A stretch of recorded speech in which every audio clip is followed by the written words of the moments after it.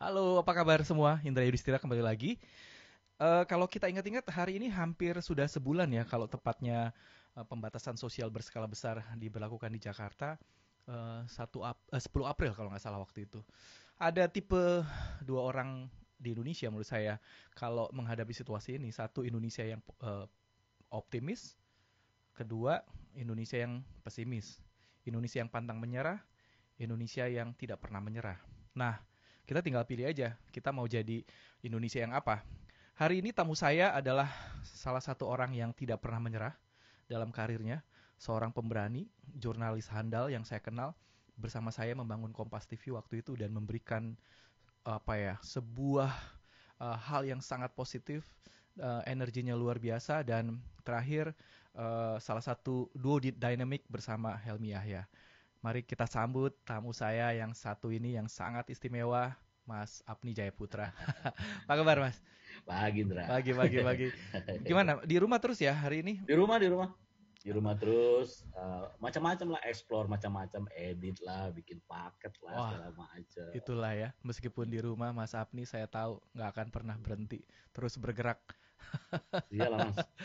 Nah, Mas Apni, hari ini kita harus membahas banyak hal karena saya tahu Mas Apni ini adalah seorang yang sangat berada di belakang layar banyak kesuksesan beberapa acara saya dan kita harus flashback sebelum nanti kita bicara TVRI, kita bicara Kompas TV, kita harus kembali ke masa-masa tahun 90-an ya kalau nggak salah waktu itu. Mas Apni di Liputan 6. Mas, itu masa-masa yang sangat spesial karena berada di masa reformasi ya Mas. Oh, betul. Itu Transisi. transisi. Ya, transisi. Jadi Mas Transisi. Apni waktu itu di Liputan 6 di awal-awal tuh tim Ya, awal ya. Hmm. saya tim awal tahun 95, Hmm. malah belum bernama Liputan 6. Saya Hmm. pegang pertama itu acara derap hukum sama Titin, sekarang pemretnya CNN CNN ya Indonesia. ya. Jadi itu saya tim berdua sama dia. Hmm. Ya, saya kira itu adalah dokumenter pertama Hmm. tentang hukum yang ada di Indonesia ya. Dan itu menjadi satu ini juga ya benchmark ya. Kemudian Oh orang-orang ya, buat acara. ratingnya pernah ngalahin Sidul. Oh ya. Iya. Dan Sidul kan gila itu masa Iya. itu kan. Saya tahu persis bahwa dia dulu ratingnya sampai 35%, sampai Wow. audiens share-nya 50%. Waktu kita bikin tentang dukun datuk di pembunuhan berantai di Sumatera Utara, itu very Wow. spesial karena kita dapat eksklusif wawancara dengan datuknya dan saya dapat live pertamanya Hmm. pada waktu pembongkaran kuburan. Wow, luar biasa. Mas, Liputan 6 pertama kali di SCTV gimana itu cikal bakalnya?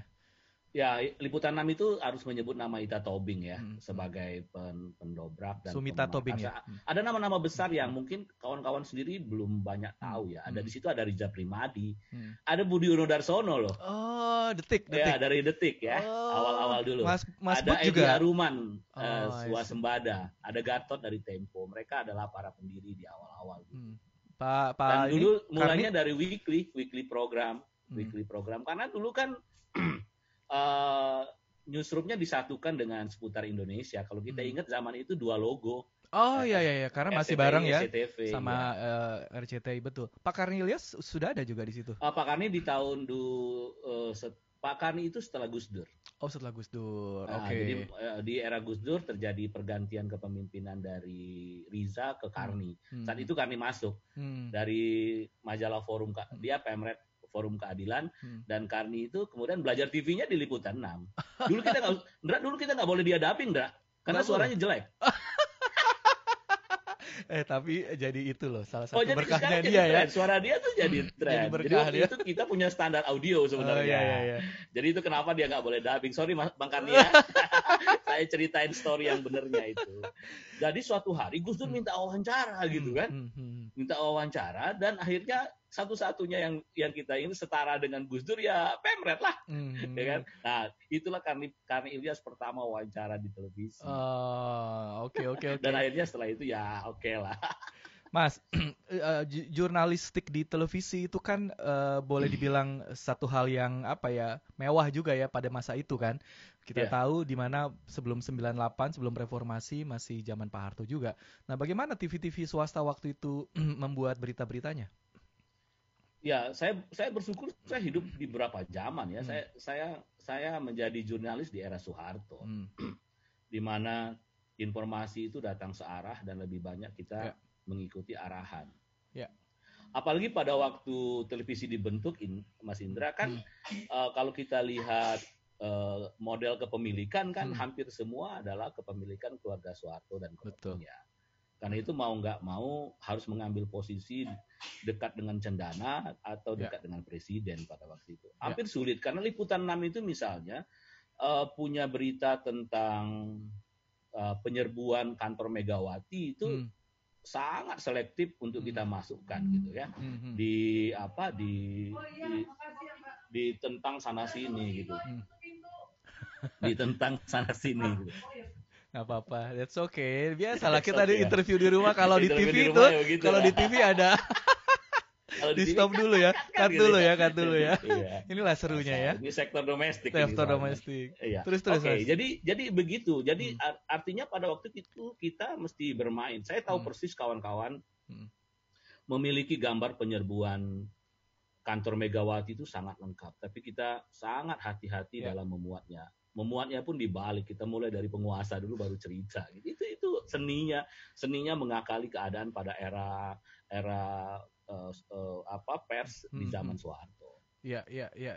Dan Liputan 6 salah satu yang saya selalu ingat menjadi seperti sebuah pionir dalam pemberitaan. Betul, jurnalistik televisi ya. Jurnalistik televisi ya, dan itu sukses. Pada masa reformasi deh, contohnya pada awal-awal transisi itu ya. Peran apa yang dilakukan oleh Liputan 6? Punya cerita nggak Mas Apni? Pasti kan seru itu. Itu story yang luar biasa bagi awak Liputan 6 semua. Saya itu baru, jadi gini, pada waktu 98, Ibu Ita mempercayakan saya, dulu kita namanya masih redaktur ya. Saya itu masih menjadi wakil redaktur hukum dan kriminal. Gitu. Masih wakil ya, karena baru pindah dari weekly program ke daily program. Dilalah terjadi 98 Mei, itu bulan April saya pindah. Saya ingat betul. Mei itu terjadi eskalasi, April-Mei itu terjadi eskalasi yang luar biasa di masyarakat. Mulai dari kerusuhan di Medan, saya ingat betul. Pembakaran di Medan. Enggak terbendung, kemudian terjadi beberapa kerusuhan di Jakarta, demonstrasi mahasiswa, dan lain-lain. Saya melihat memang ada agak keanehan di sekitar Trisakti, karena mahasiswa berkumpul di depan Trisakti. Dari berbagai bentuk dan kampus gitu ya. Yang nggak pernah terjadi, kenapa harus di Trisakti dan Grogol? Karena pada waktu itu misalnya mereka mengatakan bahwa Trisakti tidak bergerak dan lain-lain ya. Jadi mereka semacam memprovok anak-anak Trisakti supaya keluar gitu. Itu tapi buat saya yang biasa meliput di lapangan itu menurut saya aneh gitu ya. Eskalasi itu aneh. Eskalasi pasukan depan Trisakti juga aneh gitu ya. Jadi akhirnya saya berpikir bahwa penempatan kru kita di Trisakti itu diintensifkan. Pada saat kejadian 18 Mei itu, misalnya saya menempatkan hampir 6 kru di lapangan. Karena itu di bawah saya. Oh, langsung di bawah Mas Apni ya? Langsung di bawah saya. Kru-kru yang, karena di lapangan itu di bawah saya. Jadi itu akhirnya 6 itu. Nah, yang pada waktu tembak-tembakan itu saya masih di dalam. Justru yang sudah kita dapat informasi tercepat itu bukan dari TV lokal. Kita udah dapat dari kawan-kawan, tapi kita nggak berani naik, Dra. Justru kita nggak CNN dulu gitu. Waduh, itu kan kebimbangan yang luar biasa. Nggak ada satupun berarti, nggak ada satupun berita dari Indonesia. Nggak ada. Saya ingat betul bahwa misalnya seputar Indonesia masih cerita dukungan para jawara Banten ya, di Banten gitu tentang Soeharto dan lain-lain. Waduh, saya bilang ini TV nggak ada yang naik gitu. Even Liputan 6 pun sebenarnya naik sih, tapi masih pakai audio saja, telekonferensi lah, dengan video call, bukan video call sih, phone call sebenarnya dengan di lapangan. Jadi kita belum juga hati-hati sekali harus menaikkan berita. Nah akhirnya saya kehilangan kawan-kawan untuk kontak dan lain-lain, terputus gitu. Tapi saya tahu tempat mereka ada di mana. Gitu. Dulu pakai handy talkie, pakai handy talkie. Jadi kalau kebetulan mereka radionya nyala, alhamdulillah. Jadi saya akhirnya belum ada handphone ya waktu itu. Belum. Jadi pager lah. Oh iya, masih pakai pager ya. Pakai pager. Nah saya waktu itu berusaha masuk ke Trisakti pasca penembakan. Dan saya nongkrongnya di Sumber Waras. Karena saya kasih tahu kawan-kawan via radio, saya ada di Sumber Waras dan tolong semua kaset dikolek di saya.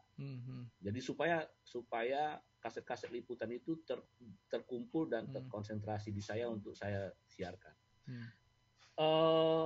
Ya saya lihat sendiri bagaimana kondisi di rumah sakit, di rumah sakit Trisakti lah, di rumah sakit Sumber Waras ya. Padahal itu bahkan mobilnya Pangdam mobilnya Pak Hendarji itu dan Komandan Brimob yang bertugas untuk memeriksa dan itu diinjak-injak mahasiswa gitu ya. Dan saya lutut sabar.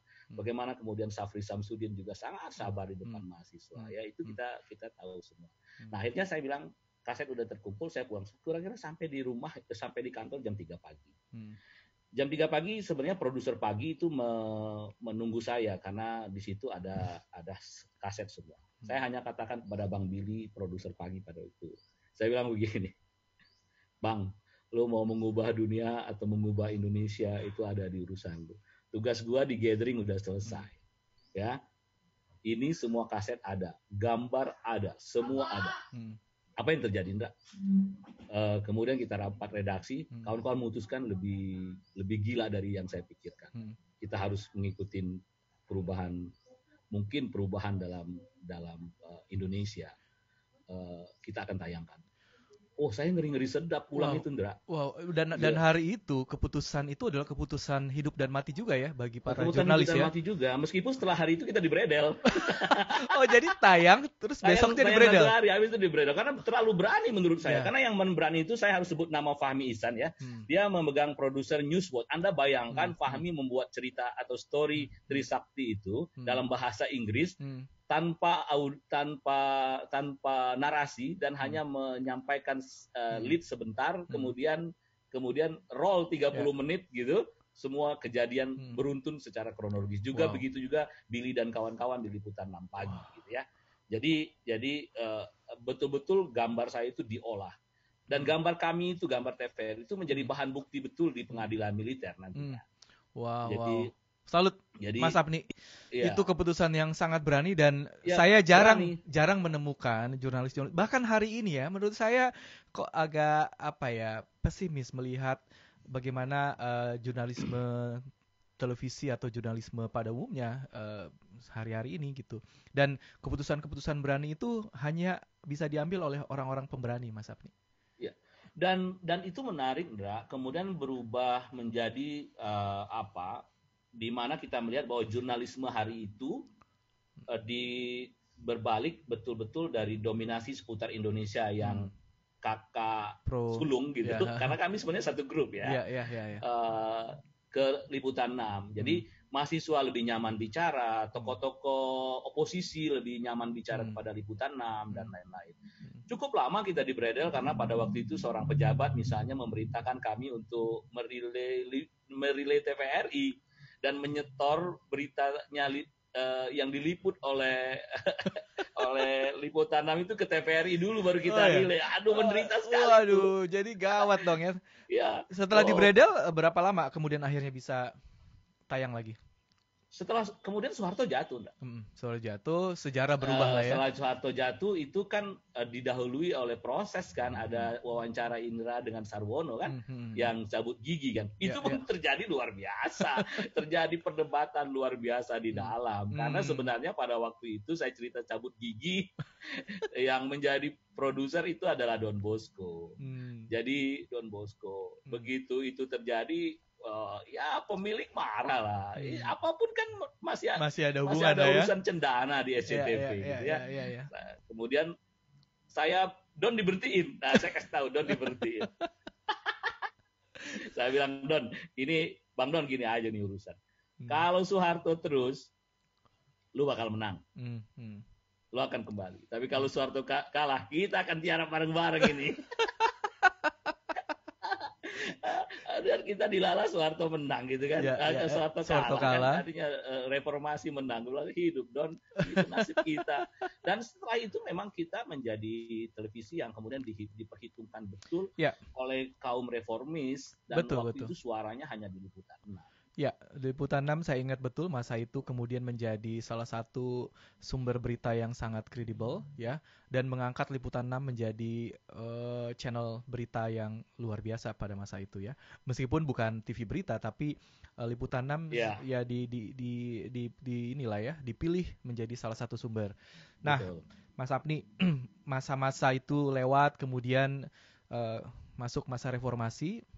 Peran apa yang diberikan Liputan 6 masa itu? Karya-karya apa aja yang lahir dari teman-teman di Liputan 6? Waduh, saya harus cerita satu hal, Ndra, yang mungkin orang nggak banyak tahu. Pada waktu Liputan 6 sudah berada di jalur reformasi yang benar dan masuk di era Habibie, itu terjadi rencana pengambil alihan Liputan 6 oleh pemerintah. Oh, sempat juga? Oh iya. Oh, kenapa? Ya. Kenapa alasannya? Wah, ini ada story-nya, Ndra. Tiba-tiba kita sudah punya pemret baru yang kita nggak tahu itu dari mana. Namanya Fahri Ali. Itu orang TV dulu. Orangnya sebelumnya Habibie. Oh, I see. Oke. Okay. Jadi kita tiba-tiba di drop oleh Baramuli. Baramuli ini orangnya Habibie. Waduh, dengan kita bingung dengan pemilik. Ini masih zaman Riza. Akhirnya saya lagi-lagi bersama kawan-kawan mengatakan bahwa enggak benar ini kita di drop begini, dan itu di belakang ternyata sudah sedang terjadi rencana pengambil alihan sebenarnya. Malam itu kita ke rumah Baramuli. Saya ikut ke rumah Baramuli, saya ke rumah salah satu pemilik RCTI, SCTV. Jadi kita sampaikan bahwa, dan itu akhirnya proses itu gagal. Proses itu gagal dan kita bisa gagalkan karena dia bilang agak gawat bahwa kalau kemudian kontrol itu, jadi sebenarnya ada kontrol sebenarnya pasti. Tujuannya kan itu kan di era Habibie. Tujuannya kan itu menaruh orang-orang dari saya kira baru hari ini saya cerita tentang ini. Oh gitu. Nggak pernah ditulis saja. Saya harus katakan bahwa sebenarnya dalam proses ketika kita sudah dimasuk ke Habibie jadi presiden, itu terjadi upaya betul untuk mengontrol Liputan 6. Karena walaupun di zaman Habibie Liputan 6 pun tetap sangar gitu pada waktu itu untuk menyuarakan beberapa hal. Hanya terjadi di agak masa bingung juga nih Baramuli kemudian menempatkan pemret baru. Saya juga bingung kenapa ada pemret dropping gitu. Itu hanya ada terjadi di masa Habibie atau ada lagi setelah itu? Enggak, di Gus Dur relatif lebih bebas. Sejalan lah. Lebih bebas. Di zaman Gus Dur saya malah diminta Karni misalnya mengembangkan tim siaran luar. Tim siaran ini yang siaran langsung. Jadi saya tuh berkantor 2 tahun di depan DPR dan di depan istana. Dan nggak pernah ngantor. Kalau saya ngantor, anak-anak bilang di newsroom begini, wih negara aman nih. Karena kalau saya masuk kantor, mereka bilang berarti ada apa-apa ya? Negara aman ini katanya. Saya selalu ngantor di lapangan. Dan anak-anak saya ada 80-an orang dengan pos-pos yang saya atur di lapangan semua. Menempatkan Liputan 6 pada waktu sangat leading dalam informasi di zaman Gus Dur, dan satu-satunya televisi yang sangat detail back to back live dari mulai dekrit pendudukan masuk ke DPR. Saya masuk DPR itu jam 3 pagi. Saya halo Vito adalah presenter saya pada waktu itu ya. Vito, Arif Suditomo gitu yang ditempatkan di frontline Hmm. depan pada waktu itu ya. Jadi mesti Vito teringat betul itu. Mas, kalau lihat sekarang yang Mas Apni sudah lakukan beberapa puluh tahun yang lalu, kemudian lihat TV-TV berita hari ini atau apa channel-channel berita hari ini, apa yang Mas Apni bisa lihat? Adakah perubahan? Maksud saya di-compare dengan masa-masa itu, ada penurunan atau ada pendapat lain dari Mas Apni? Ya, tentu selalu tugas-tugas jurnalisme itu selalu terlihat selalu besar atau berbeda sesuai dengan zaman dan momentum. Jadi kadang-kadang buat seorang pemret atau buat seorang di redaksi itu mesti betul-betul memikirkan sikap. Sikap itu sangat dipengaruhi kalau di pers kita kepemilikan, ya kepemilikan saham, afiliasi dan lain-lain itu sangat mempengaruhi keputusan-keputusan. Jadi kalau kita bicara soal ini kan akan sangat susah untuk mengatakan apakah sebuah newsroom pada saat ini betul-betul independen. Kalau di Liputan 6 dulu saya kira keberanian krunya, keberanian tim redaksinya yang luar biasa. Padahal Anda juga tahu, Ndra, lu juga tahu bahwa itu kepemilikannya jelas. Betul, ya, betul.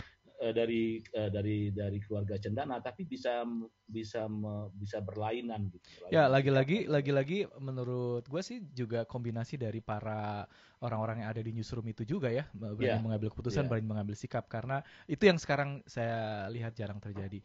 Nah, Mas, masa-masa Liputan 6 selesai, kemudian Liputan 6 banyak orang-orang yang dari Liputan 6 itu kemudian masuk kemana-mana ya. Saya lihat Mas Riza Primadi ke Trans TV, kemudian Mas Haris Arif juga kemana-mana. Saya itu ikut rapat-rapat dalam setupnya newsnya Trans. Awal-awal itu ya. Kita menyebutnya tim babat alas. Pantes. Sama Riza saya ikutan. Riza, Mas Tommy. Saya sudah sampai wawancara. Ya. Kebetulan saya di Trans TV juga waktu itu di awal-awal 40 orang pertama ketemu Mas Riza, Mas Tommy, Mbak Titin, Rizal Mustari. Titin itu saya yang telepon. Titin itu cuti habis melahirkan. Riza bilang, gimana tuh newsroom harus satu kekuatan. Titin aja. Titin sekarang menjadi orang petingginya. Betul. Tin, ayolah masuk lagi gitu di newsroom. Di mana? Di Trans. Jadi saya yang nelpon Titin sebenarnya. Betul. Kemudian Titin menjadi hebat lah ya sekarang sudah dan megang Trans 7. Ya. Saya kira lulusan-lulusan dari Liputan 6 hebat semua lah. Ya Mas, 3/4 lebih Mas jadi pemret sekarang. Betul. Jadi pemret dan menghiasi, dan itu bukti bahwa alumni-alumninya luar biasa sih menurut saya. Nah, Mas Apni, setelah dari Liputan 6, Mas Apni ke RCTI ya waktu itu? Saya kira bukannya saya bareng Indra. Iya. Nah, kita dulu di manajemen baru. Betul. Ada Pak Mas Tanto Indra disuruh minta pegang produksi. Saya waktu itu diminta pegang departemen baru sebenarnya. Betul. Departemen baru yang belum ada, news features, infotainment, di dalamnya ada dokumenter dan lain-lain. Betul. Disitulah saya berinteraksi sama Mas Apni. Betul. Dan dari obrolan-obrolan saya menangkap bahwa saya butuh orang-orang seperti ini someday kalau saya punya kesempatan buat TV. Dan itu terjadi, Mas. Mimpi-mimpi besar itu terjadi, Mas. Cerita, Mas, di Kompas waktu itu. Bagaimana kemudian mimpi-mimpi besar kita, visi-visi besar kita bisa diwujudkan, dan ada beberapa orang yang saya kira saya harus sebut di sini yang sangat berjasa. Mas Apni di dokumenter, di pemberitaan bersama Mas Wamul, ya, Mas almarhum Taufik Miharja, kemudian di konten kreatif ada Mas Uncu. Ya, di production ada Mas Taufik, ada Mas Geboy. Dan saya kira ini kombinasi yang juga perlu kita ceritakan, bagaimana awal-awal kita membangun Kompas TV dari sudut pandang seorang Apni Jayaputra. Silakan Mas Apni. Ya, saya tuh justru salut sama Indra Yudhistira sebenarnya. Waktu itu saya sebenarnya kita punya tugas. Saya sedang set up iNews ya. Iya. Waktu itu di ya. Betul. Saya dapat tugas dari Mas Tanto, dari Pak Hari untuk set up iNews. Jadi saya pemret pertamanya Sun TV dan pemret pertamanya iNews. Ya, jadi saya posisinya waktu itu di situ. Jadi tapi saya dengar Indra pindah, ini gila apa sih Indra pindah benar? Karena posisi lu mapan banget dengan segala kreativitas. Dan lu mau bikin apa aja dulu semua apalagi gitu ya di RCTI pula gitu kan, di RCTI pula itu dibiayain semua. Dulu menurut saya yang heboh itu industri, Indra. Iya. Yang heboh tuh industri mengenai kepindahan lu Kompas kan itu kan apa belum ada apa-apa ya, ada apa gitu di Kompas gitu. Kenapa Indra mau Kompas gitu? Itu kan jadi kebingungan industri. Bagaimana mungkin seorang Indra mau ke Kompas pada waktu itu. Ini pasti ada sesuatu deal atau sesuatu yang menurut saya kalau ngelihat value-nya Kompas, wah Indra sedang bertaruh sama value. value. Makanya waktu lu kontak gue, lu inget nggak? Iya. Ndra, apa kabar, Ndra?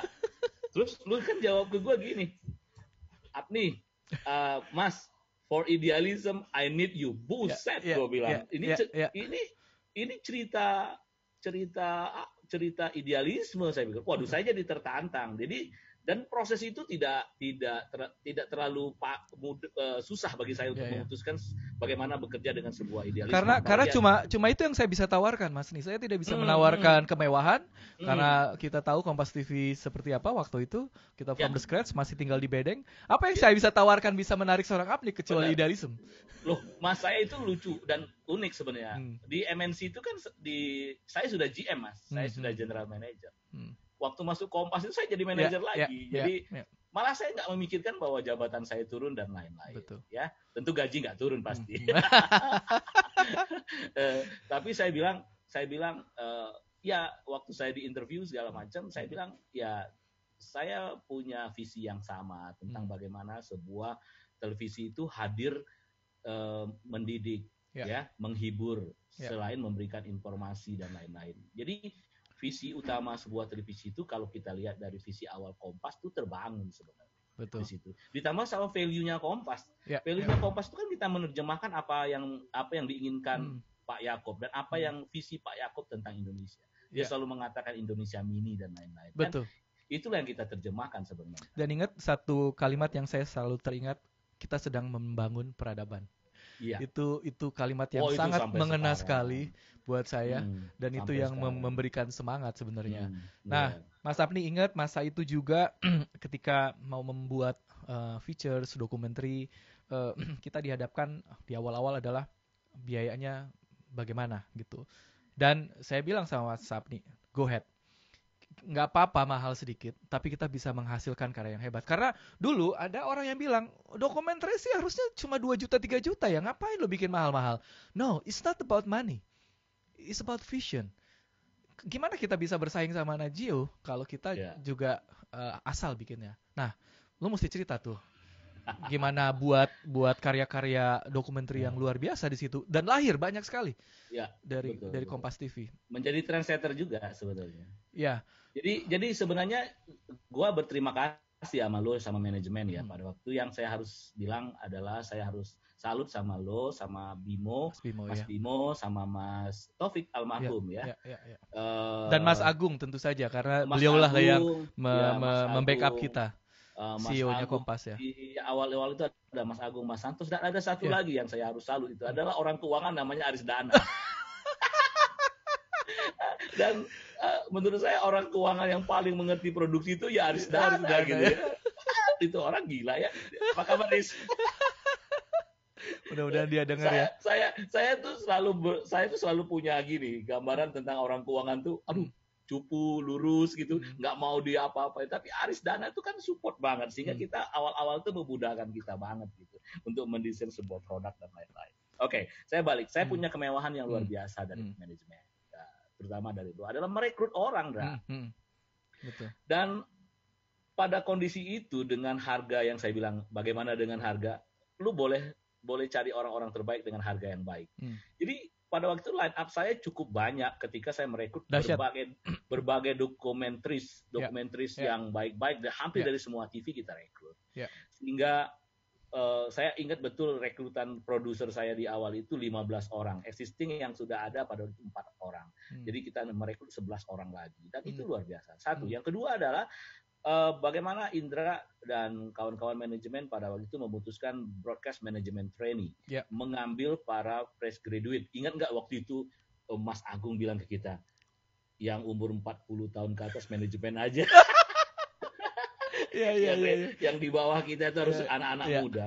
Karena kita paham industri ini memang harus didorong oleh anak muda. Kreativitas itu akan didorong oleh banyak anak muda. Kita ini yang saya pada itu udah 40 lebih ya kan, kita mensupport dan memberikan visi karena yang tidak memberikan visi dan experience yang tidak dipunyai oleh anak muda kan perbedaannya di situ. Tapi kalau soal kreativitas mereka kan sangat kreatif dan bisa kita bimbing. Karena program BMT itu menurut saya itu adalah program yang keren. Bagaimana hari ini hasil program BMT yang sudah kita buat di batch 1, 2 itu menjadi para pemimpin-pemimpin televisi baik di Kompas ataupun di luar saat ini. Jadi itu luar biasa. Memang harus dibuat terus ya.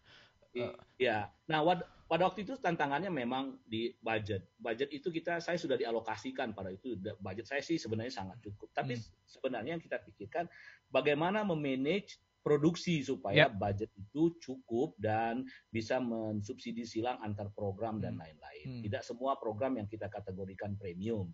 Ya, kita dulu menentukan yang premium macam Teroka karena memang ada Wahyu Mul, ada kawan-kawan, ada Mas Cahyo. Nanti suatu saat saya mau interview Mas Cahyo tuh.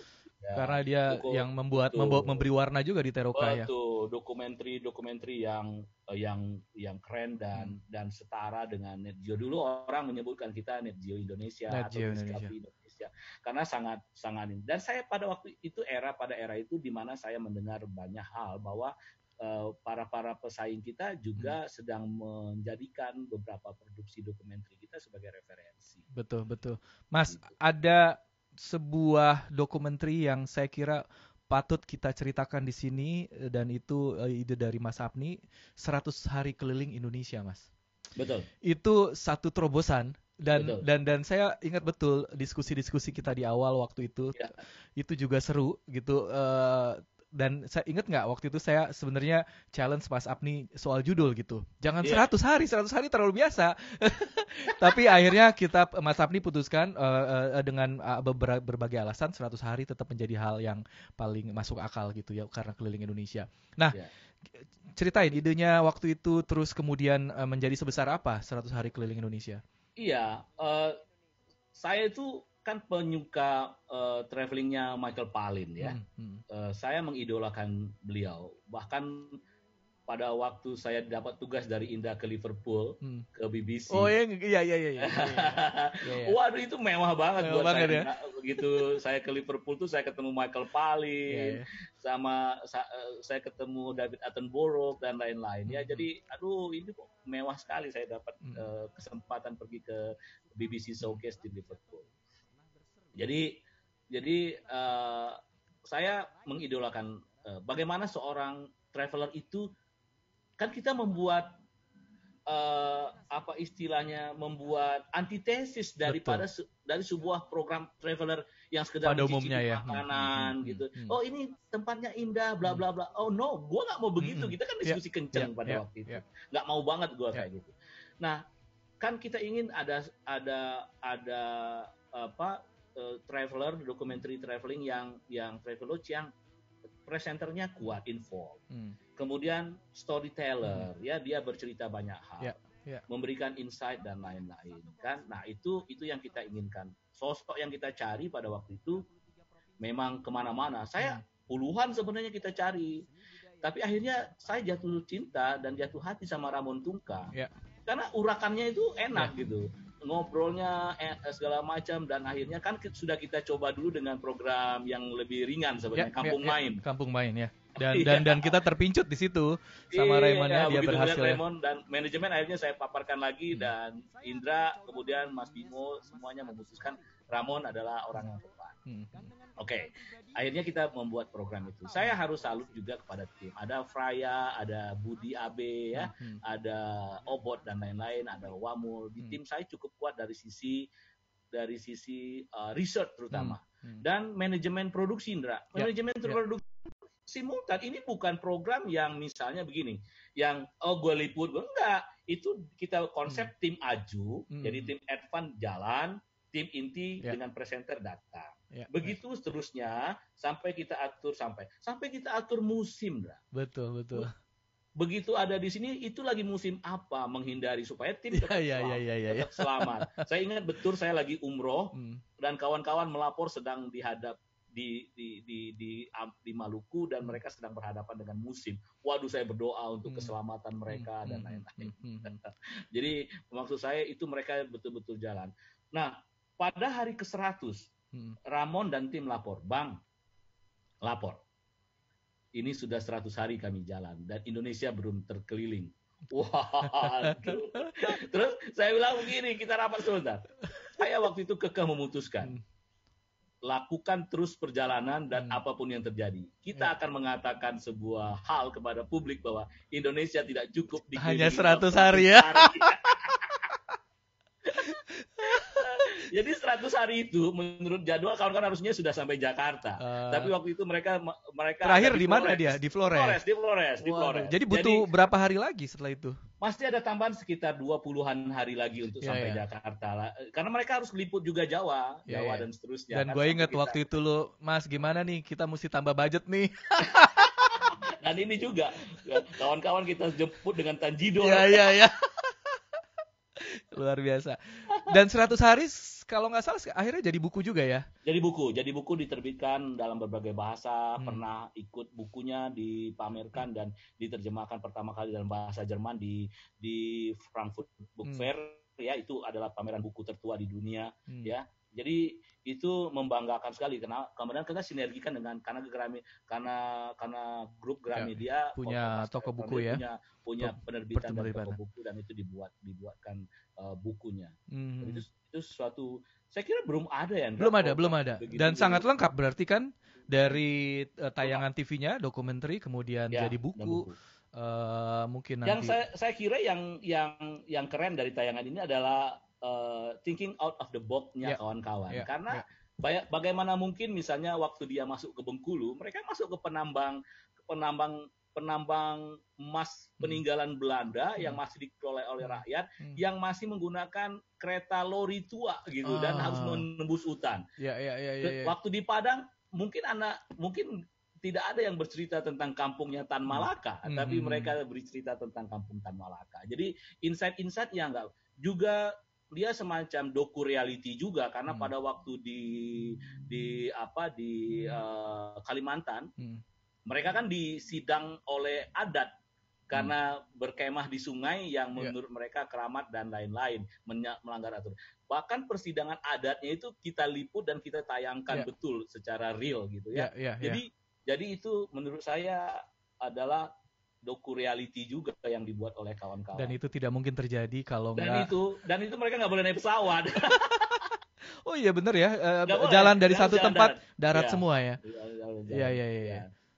Kira-kira bisa terjadi lagi nggak tuh Mas bikin kayak gitu? Waduh, itu butuh dukungan Mas. Ya. Saya kira dukungan dana tentu iya, tapi kan visi stationnya juga harus kuat gitu kan. Saya nggak tahu apakah sebuah station akan menginvestasikan dana sebesar itu untuk membuat program itu. Saya nggak pernah ada lihat lagi bagaimana sebuah series. Ini kan doku series Mas.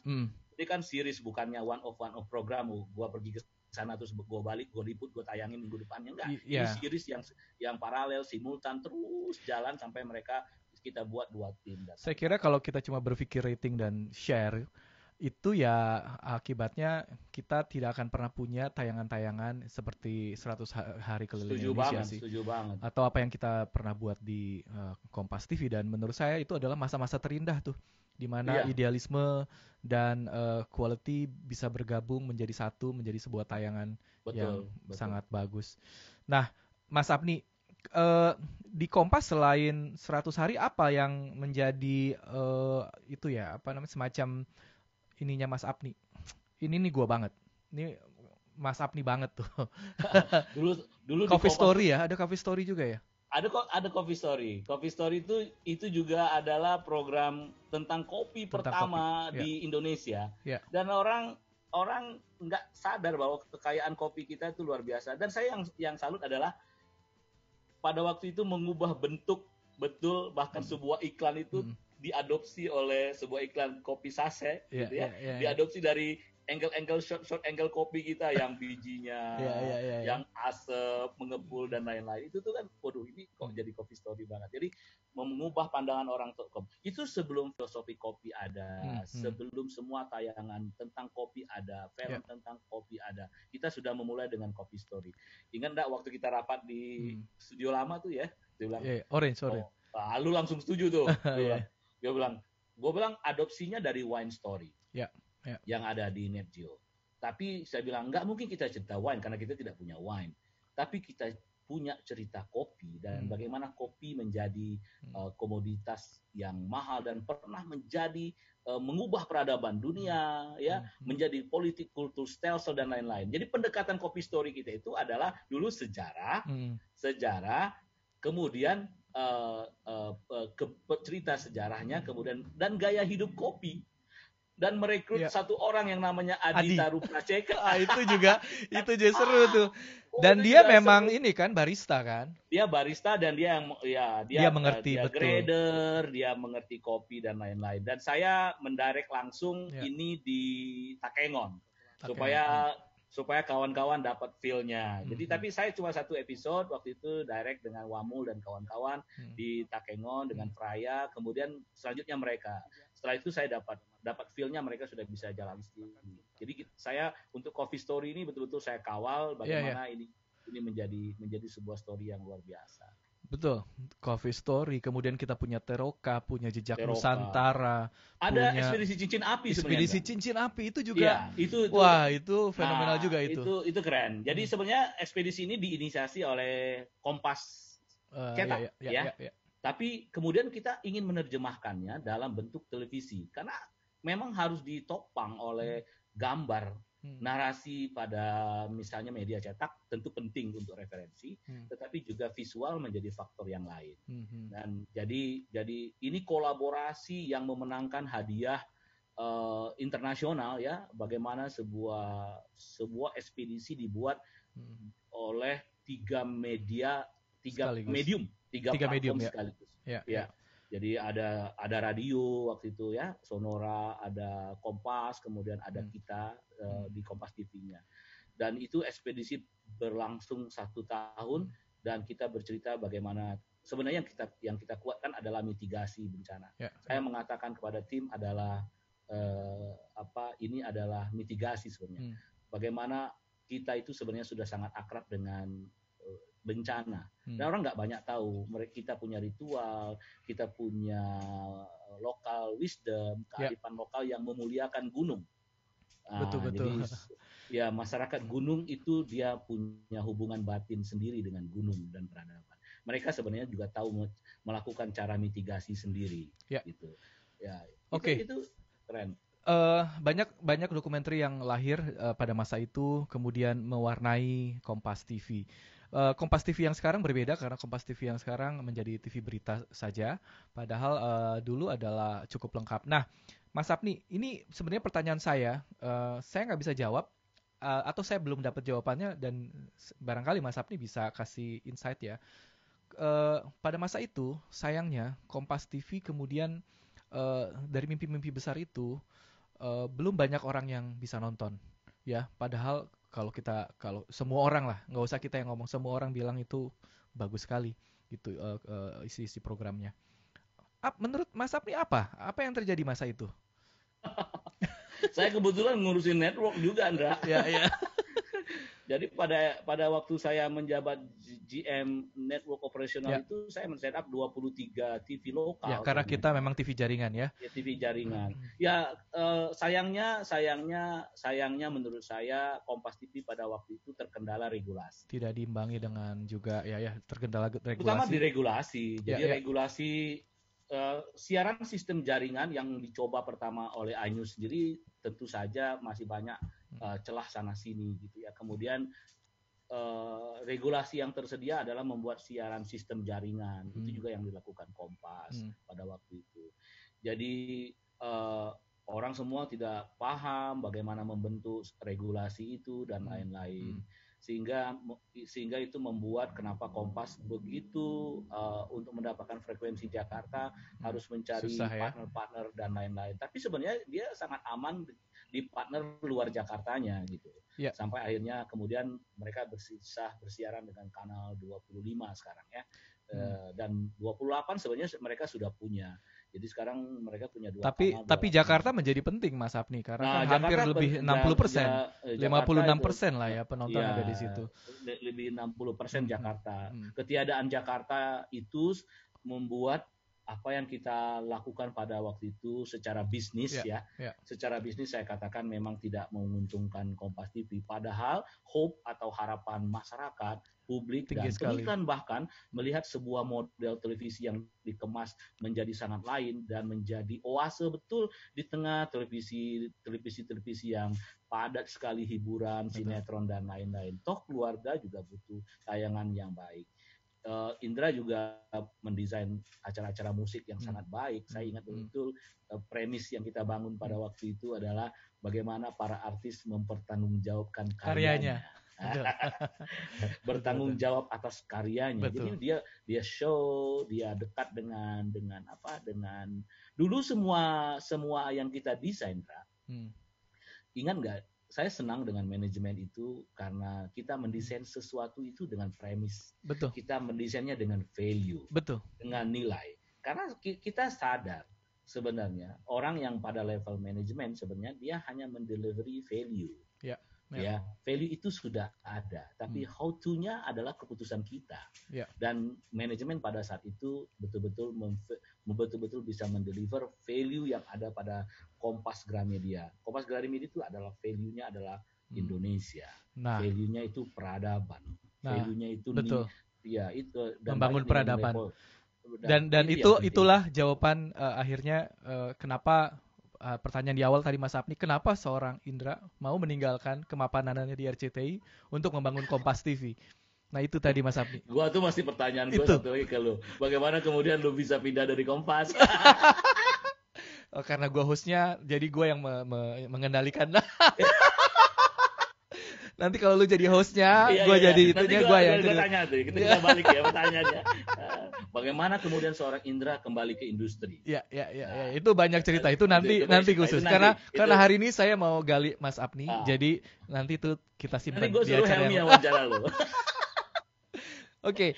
Kompas TV kemudian mendapatkan The Best Station of the Year 2012 waktu itu dari Citra di Pariwara. Dan itu membuktikan bahwa sebenarnya kita dihargai, kita diapresiasi. Kemudian sisanya sejarah. Mas Apni kemudian saya pindah ke MTech, ke Indosiar dulu. Saya ke Malaysia. Mas Apni ke Malaysia, luar biasa juga apa yang dilakukan Mas Apni di sana, membangun digital, dan berkali-kali juga saya belajar banyak soal digital juga dari Mas Apni. Kemudian setelah itu, nah ini yang paling menarik, kisah hidup Mas Apni. Karena saya sering dapat curhatannya juga belakangan. TVRI ya. TVRI Mas. TVRI itu luar biasa sih menurut gue ya. Dari TV yang tidak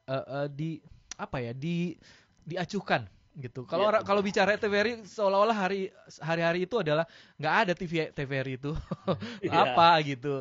Nah kemudian duo dynamic ini Mas Helmi dan Mas Apni, waktu gue tahu direktur utamanya Mas Helmi, kemudian direktur programmingnya dan pemberitaan Mas Apni, gue langsung bilang ini bakal jalan.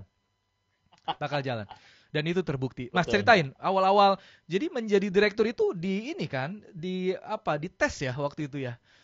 Oh iya, 4 bulan, Dra. 4 bulan ya. Gimana cerita dong waktu itu? Tes jadi menteri aja itu.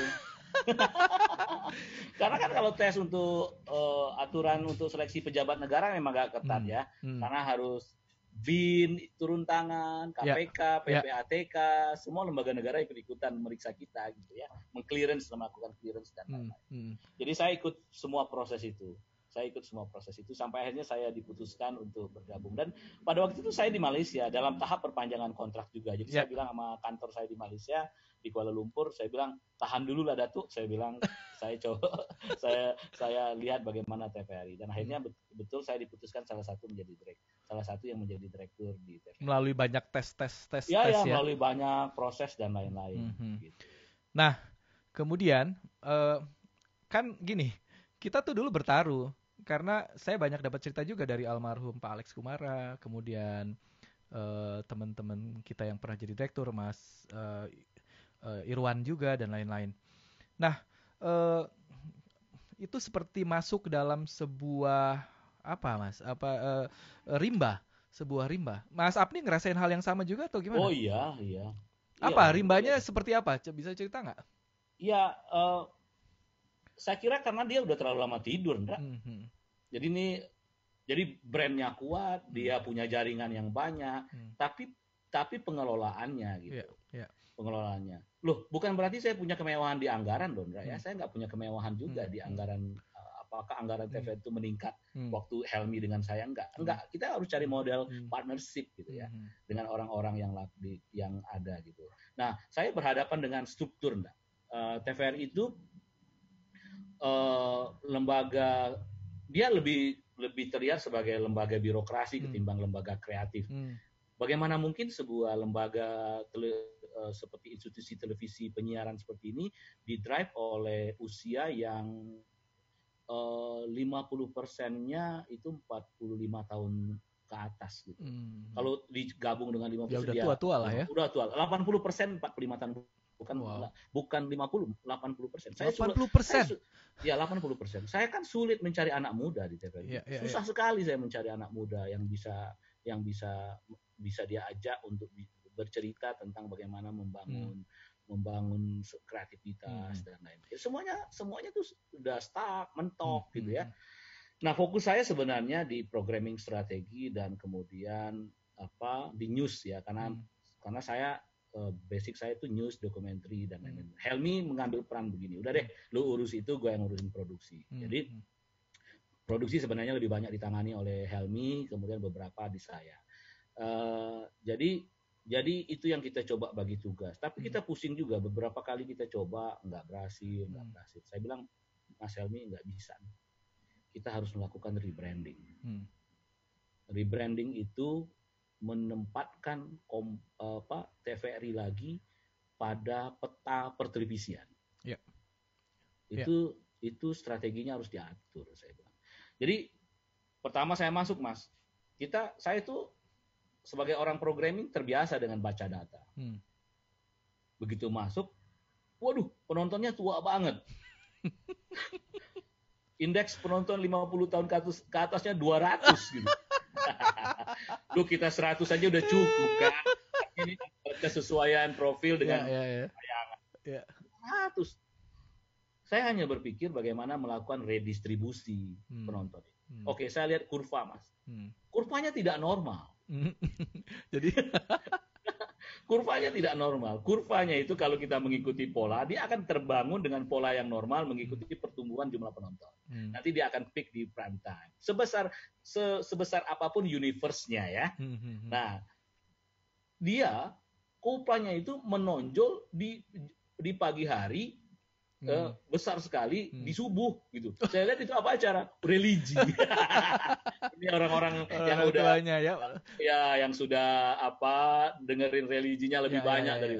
Tapi lumayan kan masih ditonton. Lumayan. Lalu sampai berita dia nonton. Habis itu dia betul-betul di bawah 0. Lalu dia muncul lagi di pukul 6, menonjol sedikit gitu. Lalu dia hilang lagi sampai prime time. Jadi pada saat prime time itu dia sama sekali nggak ada. Saya belajar dengan kurva itu.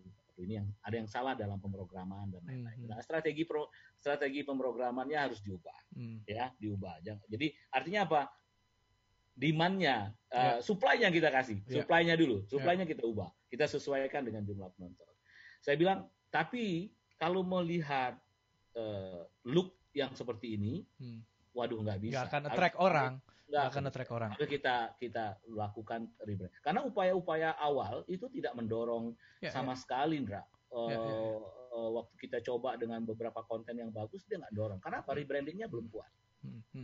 Kita mainkan di rebranding. Nah, banyak orang yang bilang sebenarnya kalau kita bicara soal rebranding, ada yang bilang juga bahwa percuma kalau rebranding kalau programnya nggak dibenahin. Tapi menurut saya ini Mas Apni sama Mas Helmi berhasil selain rebranding juga membenahi program-programnya. Betul. Gitu. Betul. Dan programnya berubah ya. Ya, betul. Banyak karya-karya bagus juga muncul. Itu premis itu saya sampaikan juga ke manajemen waktu kita mau rebranding. Ini kalau kita rebranding, kita lakukan rebranding tanpa rubah program sih nggak akan. Cuma sebentar orang lirik sebentar aja ya. Orang yang lirik sebentar. Karena itu saya perkuat. Makanya kemudian ada program-program PAT kita, ada program acara terpadu, produksi acara terpadu Itu kalau di Amerika disebutnya sindikasi gitu ya. Itu kita punya sebenarnya, Indra. Tapi ini tidak diletakkan pada apa nuansa competitiveness yang kuat gitu ya, kemudian pembenahan secara produksi yang lebih baik gitu. Nah, sindikasi antar TV daerah atau TV daerah atau dengan luar? Dengan antar daerah. Jadi kita punya budgetnya. Jadi akhirnya saya benahin ini dulu karena ini mencerminkan betul karena dia punya program. Nah, dari sisi delivery kontennya kita ubah, secara teknik produksinya kita ubah dan lain-lain. Karena sebenarnya kemampuannya ada. Kemampuannya ada. Cuman orang-orang ini harus betul-betul kita bimbing. Karena itu saya berangkatkan tim ke setiap daerah untuk mengadakan rapat-rapat, penyamaan persepsi dan lain-lain supaya mereka lihat. Sekarang misalnya, bagaimana mungkin sebuah produksi di Kalimantan Barat sekarang itu sudah sama dengan apa yang kita buat di Kompas dulu. Wow, itu hebat Sulawesi itu Barat. Apa dididik atau dikirim orang? Dididik. Satu lagi menempatkan dia dalam area kompetisi. Kompetisi itu competition make perfect. Itu kuncinya. Apa yang Mas Apni lakukan? Bikin apa? Berlomba-lomba. Dilombakan dengan dulu memang dilombakan, tapi sekarang kita buat serius, jurinya independen, gitu ya, penjurian bulanan dan lain-lain, sehingga ada rasa malu kepala stasiunnya, timnya kalau daerahnya nggak menang. Jadi dan saya sama Helmi agak galak dalam tanda petik, itu saya jadiin KPI kepala stasiunnya, Mas. Jadi report bulanan mereka, waduh ini stasiun ini nggak menang. Ada sama sekali, Mas. Stasiun besar yang nggak pernah memperoleh kemenangan sama sekali dengan anggaran yang cukup besar dibanding yang lain.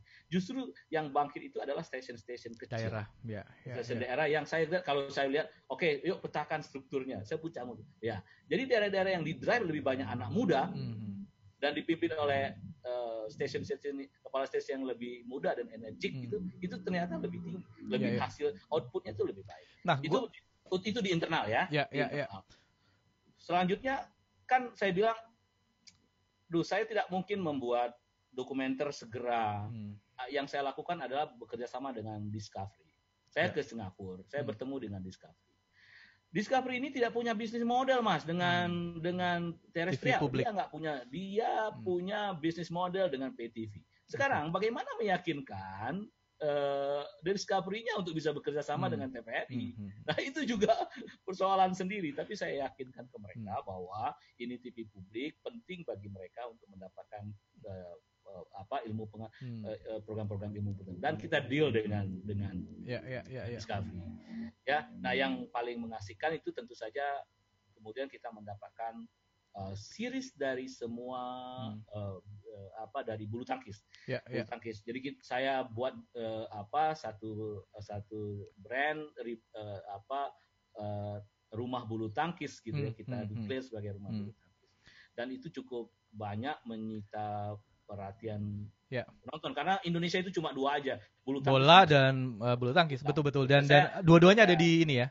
Iya, dua-duanya ada di TVRI. Nah, Mas Apni kan internal production udah dibenahin. Tadi kan kalau bicara soal orang-orang tuanya banyak, dan pernah kita ketemu waktu itu di beberapa acara, dan saya cukup surprise karena pintar sekali Mas Apni ini. Kameranya, reporternya dikasih yang muda-muda. terus udah pakai ini. Pakai Zhiyun waktu itu ya. Pakai kayak gimbal. Dan saya bilang, "Wow, Mas Apni, ini wajahnya TVRI. Ini wajahnya TVRI yang sekarang. Tapi bro, ini baru sebagian nih. Gue taruh di depannya nih." Itu gue bilang berhasil. Jadi waktu itu tim TVRI muda-muda ya, reporternya muda, terus kameramennya muda-muda, gayanya keren-keren gitu. Dan saya kaget, wow, berhasil berarti ya menempatkan anak-anak muda itu ada di garis depan. Nah, kemudian beberapa programnya juga mulai dilirik penonton. Kemudian ada diantaranya bahkan sempat sampai kalau nggak salah waktu itu sempat naik ke peringkat 8 ya TVRI ya. Iya, peringkat 8. Itu waktu nyiarin IPL dan beberapa program lain ya, bulu tangkis juga ya. Timnas. Oh, sama Timnas ya, sama Timnas betul. Nah, kemudian Mas, kalau bicara soal ini gue menyitir dari kalimatnya Mas Helmi ya. Kalau kita bicara TVRI berarti kita sudah mewakafkan diri kita. Benar, Mas? Oh benar Mas. Itu gimana itu? Mas Apni bisa bertahan hidup? Ini agak sedih mikirinnya. Saya dengar Saya betul. terima kasih sama keluarga saya yang mengerti sekali ya. Mereka punya kemewahan dengan saya ketika saya jadi ekspat ya di Kuala Lumpur. Gaji saya 25.000 ringgit. Ya hampir 100 juta lah. Dan saya punya apartemen mewah. Kalau direktur programming TVRI 25 juta. Gaji saya 16 atau 18 tahun lalu saat saya di RCTI masuk awal. Nah, makanya berarti benar-benar mewakafkan diri Mas Apni ya. Dan saya dengar bahkan sempat jual-jual sesuatu sudah. Mobil ya segala macam Mas ya. Anda begini Mas, begitu Anda punya gaji yang sudah tinggi pada waktu di Kuala Lumpur, Anda punya spending rumah tangga yang sudah tetap. Gitu betul. Ya. Pasti begitulah gitu ya. Anak saya sedang sekolah, sedang kuliah 2 gitu ya. Satunya kuliah kedokteran yang butuh banyak uang gitu. Saya nggak punya uang Mas. Ya. Saya hanya punya uang dari gaji yang saya terima dan saya tidak mengambil apapun yang bukan hak saya. Betul. Itu sudah komitmen. Dan dari dulu saya juga begitu. Jadi hari pertama saya masuk ke TVRI dan agak kaget ketika melihat gajinya karena gajinya tidak disampaikan pada waktu kita direkrut. Kalau kita direkrut disampaikan mungkin kita kabur ya. Oh jadi taunya setelah masuk. Setelah ditetapkan. Okay. Tapi bismillah waktu itu sudah lama kita anggap pengabdian kepada negara. Is country call lah ya. Iya. Komitmen saya waktu itu bismillah aja. Karena kan orang semua juga tanya sama dengan pertanyaan lo, Ndra. Lu kan udah mapan di Malaysia dan di industri. Saya bilang akhirnya saya berpikir begini. Saya nggak akan menyesal kepada Republik ini, kepada bangsa ini yang membesarkan saya, bahwa saya pernah mengabdi kepada negara ini. Di lembaganya ya.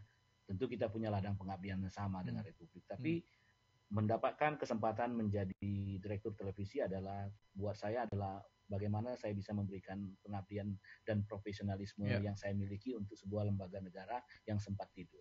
Itulah Mas, maksudnya gini, ketika TVRI berubah, program-programnya menjadi lebih bagus, dan kita melihat ada 2 orang yang luar biasa sedang menakodai TVRI, kemudian ada kisru-kisru itu, dan saya lihat lagi, karena saya tahu, karena Mas Apni sering cerita juga bagaimana pengorbanan Mas Apni sampai harus menjual mobil dan lain-lain. Itu kan saya miris gitu. Kok tiba-tiba ada kisru itu yang kemudian harusnya TVRI kehilangan besar. TVRI berhutang. Indonesia berhutang sama Mas Apni sama Mas Helmi. Nah, gimana? Apa yang dilakukan sekarang? Apa yang terjadi? Bisa ceritain nggak kondisi sekarang di TVRI? Ya, susahnya kita berhadapan dengan lembaga di mana saya mengatakan bahwa Dewan Pengawas itu di TVRI itu berbeda dengan bentuk-bentuk Dewan Pengawasan atau Board of Government pada lembaga publik yang lainnya. Dan itu saya pernah buat thread di Twitter saya. Kenapa saya bilang begitu? Karena PP-nya itu memang memberikan kekuasaan yang full kepada Dewan Pengawas atas 2 hal. Dia sebagai business owner, kayak pemilik gitu loh Mas. Yang kedua, dia sebagai komisaris. Ya, dulu kita pisahkan itu kalau di swasta kan. Iya. Nggak boleh operasional komisaris kan. Business owner, komisaris gitu ya. Dan dulu sebenarnya kami dengan Dewan Pengawas sama-sama paham kondisi ini. Bahwa pemecatan di tengah jalan dan lain-lain itu yang menjadi pengalaman TVRI bertahun-tahun, 18 tahun, itu mestinya bisa dihindari. Jadi cukup kesepahaman itu. Tapi saya juga nggak ngerti apa yang menjadi perubahan cara berpikir Dewan Pengawas mengenai hal ini gitu ya. Sampai akhirnya saya pun dinonaktifkan 3 bulan setelah Helmi dengan pasal mutatis mutandis. Apa itu? Mutatis mutandis itu sama sebangun dengan Helmi gitu. Aduh. Jadi waktu saya jawab pembelaan saya cuma 2 lembar. Saya jawab begini, karena saya mutatis mutandis dengan pasal yang dituduhkan kepada Helmi, maka silakan Dewan Pengawas merujuk pembelaan Helmi Yahya. Ngapain gua repot-repot? Iya, ngapain repot-repot? Jadi ya saya tentu menyesalkan kisru ini. Waduh, 2 tahun itu belum apa-apa. Betul. Setengah itu belum apa-apa. Saya terlalu cepat mengubur mimpi saya tentang TVRI. Betul. Di mana saat ini kita sudah memiliki jaringan ke internasional yang cukup baik. Helmi adalah pembicara dan pelobi ulung menurut saya ya di dunia. Saya berbicara banyak di forum internasional juga bersama Helmi. Saya memimpin tim sport group meeting di EBU gitu ya. Jadi menurut saya banyak hal yang kita lakukan yang selama ini memang belum pernah dilakukan oleh TVRI. Jadi kita coba terus. Karena dengan pergaulan internasional TVRI yang dibangun oleh saya dan Helmi itulah yang membuat begitu banyak kemudian masuknya kerjasama. Sebenarnya saya sudah punya kerjasama dengan BBC yang saya tinggal tanda tangani, di mana kita dapat funding dan itu sudah saya gagas funding, research sampai ke training, capacity building, sudah bertemu dengan finalisasi. Tapi kemudian BBC-nya, Anda tahu Mas Indra, kadang-kadang di dunia internasional dia lebih percaya pada orang dan lembaga. Betul.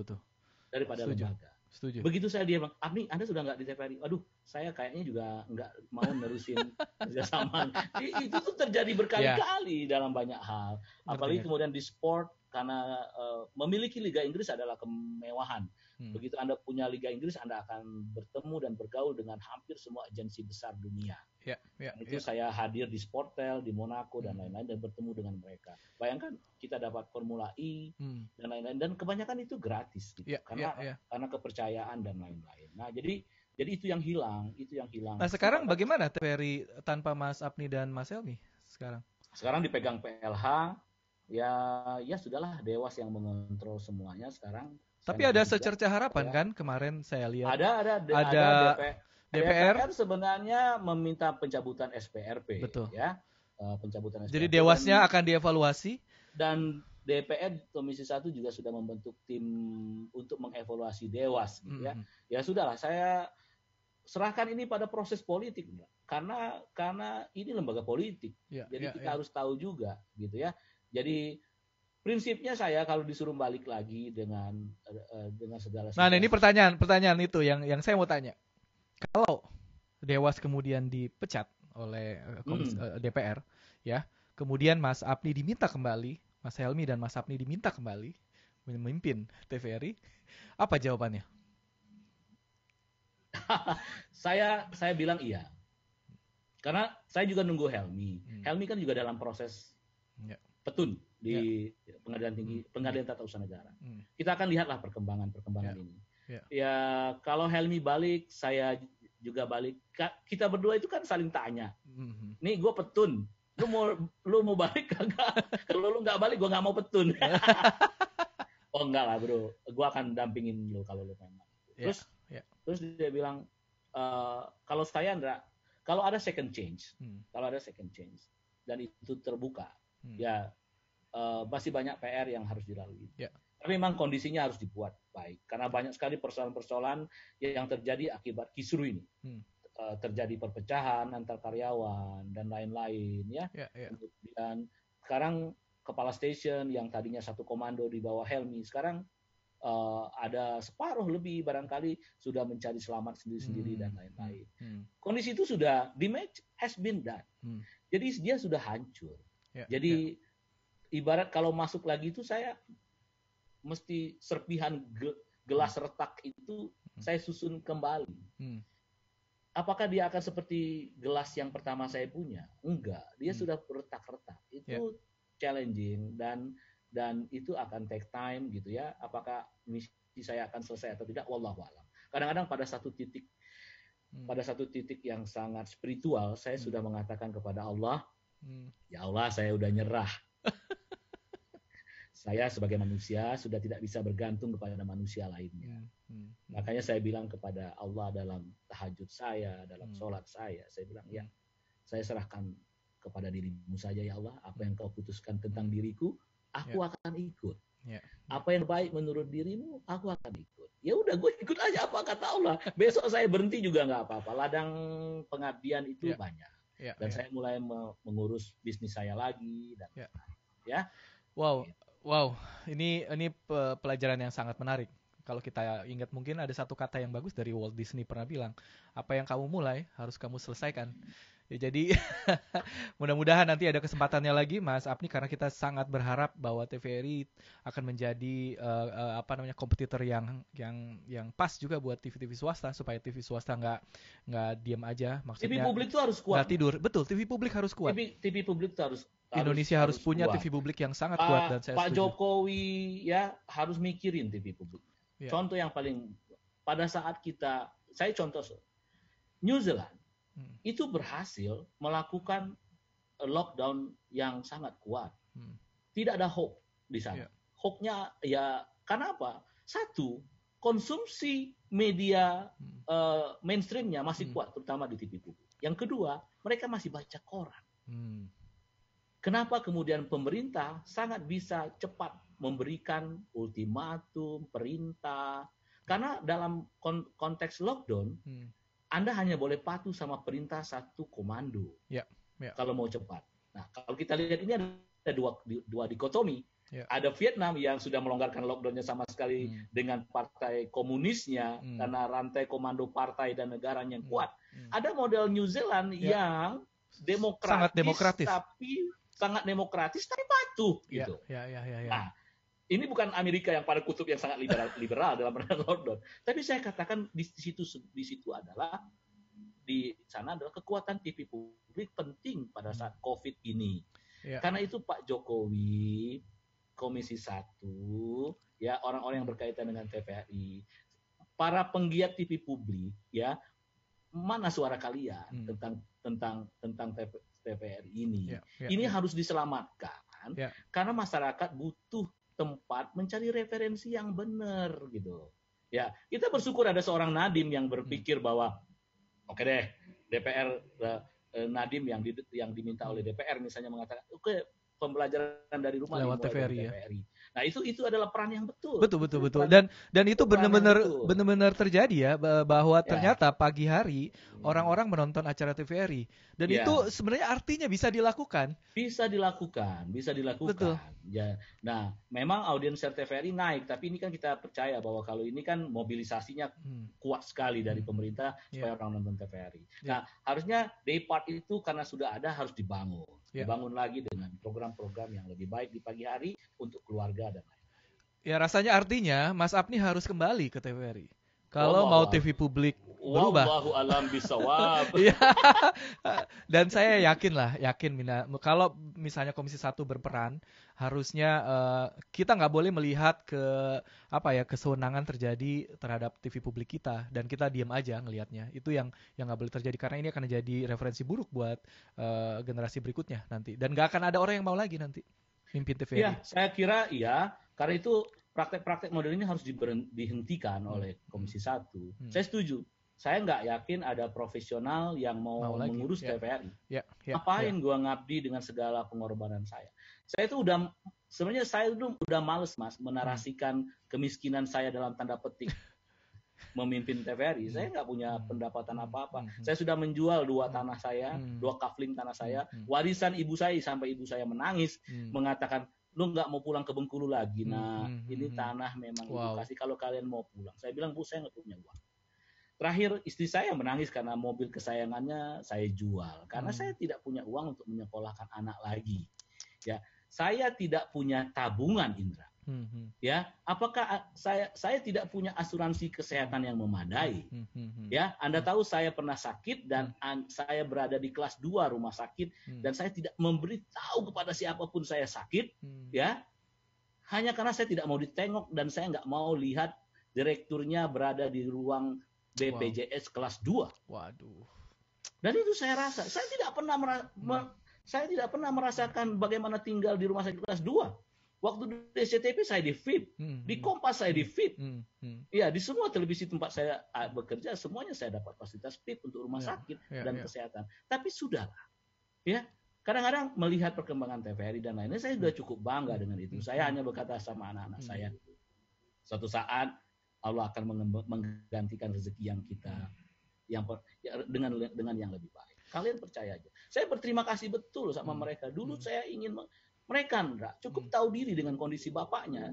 Dulu setiap saya pulang ke Indonesia, kalau lagi saya tugas di luar negeri, mereka sudah punya list restoran mewah. Mau makan kemana? Sekarang mereka tidak berani mengajukan apapun.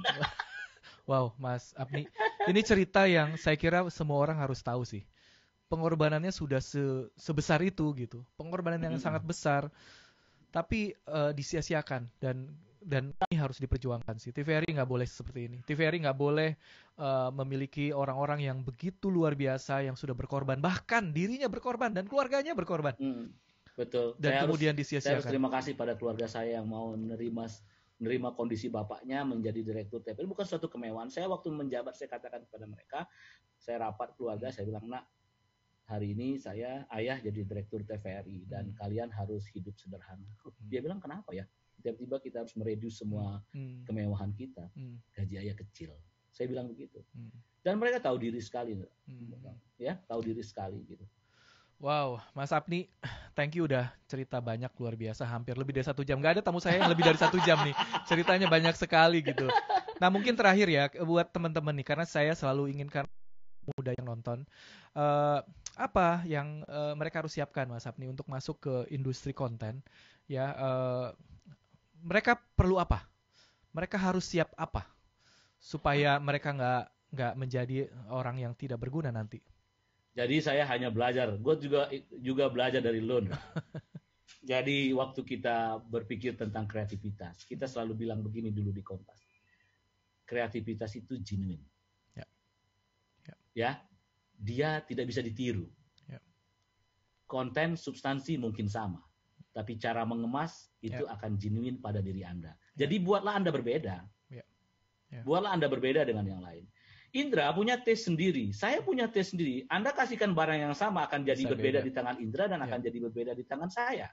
Karena itu apa? Kreativitas saya genuine, cara berpikir saya, cara pandang saya tentang mengolah sesuatu akan sangat berbeda. Bahan mungkin boleh sama. Jadi buat Anda berbeda. Jadi anak-anak muda hanya perbedaan itu yang membuat Anda survive nanti di hidup. Betul. Mas Apni, terima kasih, cerita yang sangat menginspirasi. Dan Indonesia beruntung punya seorang jurnalis seperti Mas Apni, seorang broadcaster, seorang pemimpin juga yang saya kira cerita-ceritanya ini bisa menginspirasi kita semua dan membuat kita jadi lebih baik. Saya juga banyak belajar, Mas Apni, dalam perjalanan karir saya bersama Mas Apni. Sangat banyak belajar dari Mas Apni. So, terima kasih udah hadir di acara Di Balik Layar, Mas Apni. Sama-sama, Indra. Nanti saya juga tersanjung juga ini. Akhirnya bisa bicara maestro. Gitu. Gila, seorang Indra Yudhistira. Anda tahu di balik SEA Games itu ada Indra Yudhistira. Indra, gua waktu itu minta izin karena lu udah pindah ke Indosiar, gua mewakili lu di Asian TV Award di Singapura megang pialanya. Ya. Bangga ya. Bangga ya waktu itu lu. Ya. Oh, bangga banget. Opening closing, sebuah acara opening closing itu dihargai luar biasa dan memenangkan Asian Television Award. Aduh, luar biasa. Masa-masa indah kita di Kompas dulu. Masa-masa indah dan nggak akan saya lupakan dan kita harus bangga karena legacy yang kita tinggalkan juga masih merekam jejaknya dan kita bisa tonton. Mudah-mudahan suatu saat nanti kita bisa kerjasama lagi membuat konten-konten seperti yang pernah kita buat di Kompas TV. For idealism, I need you. I need you too. Thank you Mas Apni. Ya, sampai ketemu lagi. Nah, demikian teman-teman semua perbincangan yang sangat inspiratif dan saya beruntung bisa mengenal sosok Apni Jayaputra, seorang pekerja keras, seorang yang juga sangat humble dan yang saya tahu juga sangat care sama anak buahnya. Dan itu juga membuat saya belajar banyak dari seorang seperti dia. Kita akan ketemu lagi dengan orang-orang seperti Mas Apni, orang-orang di balik layar yang kita menonton acaranya tapi tidak pernah atau bahkan jarang mengenalnya. Sampai ketemu lagi berikutnya.